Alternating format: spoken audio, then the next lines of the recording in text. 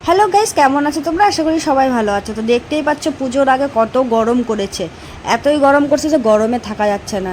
তো এই দুপুরে বেরিয়ে পড়লাম আমি, যে দেখো কোথায় যাচ্ছি, ভিডিওটা স্কিপ না করে কন্টিনিউ করো। আমি আর আমার বান্ধবী চললাম, আমরা একটু যাচ্ছিলাম একটু কলিগ্রাম। তো কলিগ্রামে আমরা গিয়ে দেখো আমরা কি করছি। সম্পূর্ণ ভিডিওটা না দেখলে তো বুঝতে পারবো না যে আমরা কেন গেছি, কিসের জন্য গেছি, কি কারণে গেছি।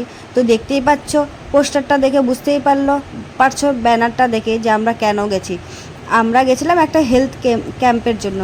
এখানে মানুষকে অনেক অনেক সুস্থতা দেওয়া হয়, মানুষ এখানে ভালো থাকে। তোমার সব যে কোনো সমস্যার এখানে সমাধান আছে, কিন্তু একটু মেনটেন করে চললেই সব সমস্যারই সমাধান আছে।